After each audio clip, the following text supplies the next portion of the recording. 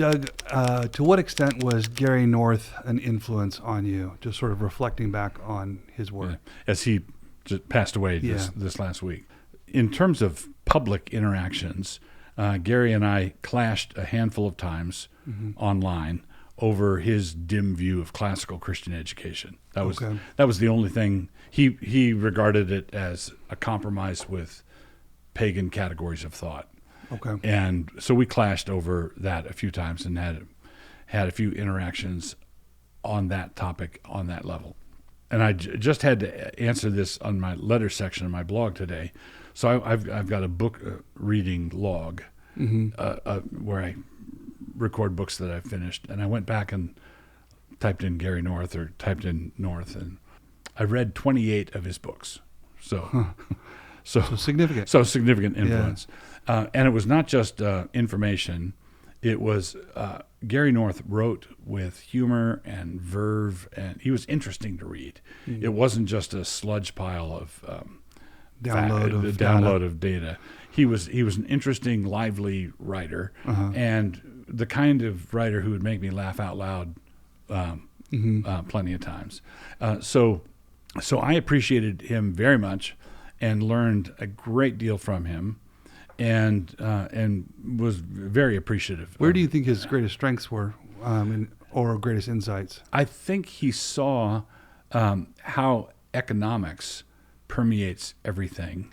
A number of his books would be an economic commentary on the Ten Commandments or an economic commentary on one of the Mosaic books. So he was able to take free market economics and show how it fit in a biblical worldview, exegetically.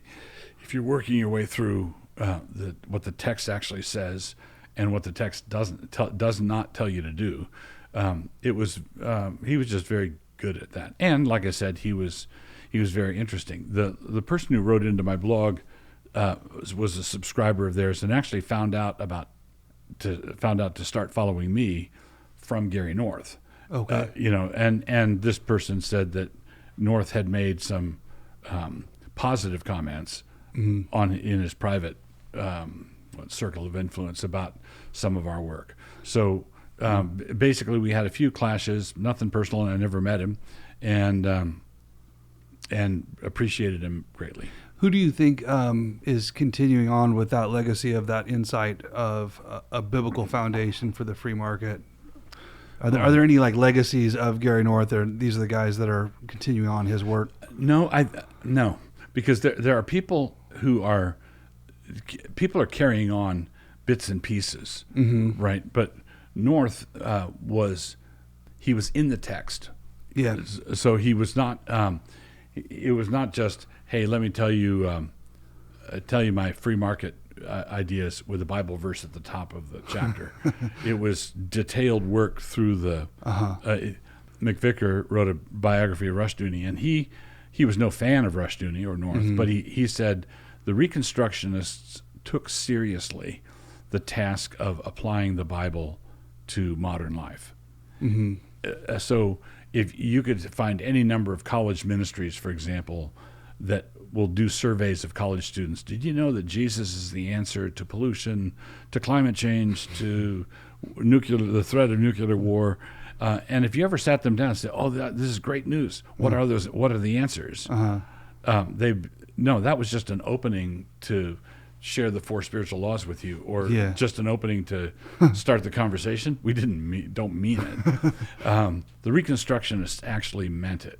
So and they did the work. And they did the work. They did, and I don't agree with them at every juncture, but it was a serious, credible attempt. If you had to pick 3 North texts that you would recommend, that this one stands out, or this one kind of captures the essence of what he was about, are there any that you would recommend, or particularly ones that had a strong influence on you? Yeah, I'd recommend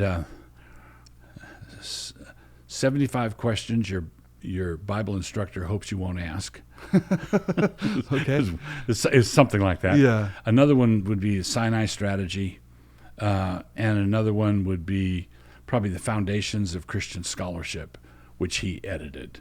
Okay. On a biblical approach to all a number of different academic disciplines. Interesting. Great. Yeah. Thank you.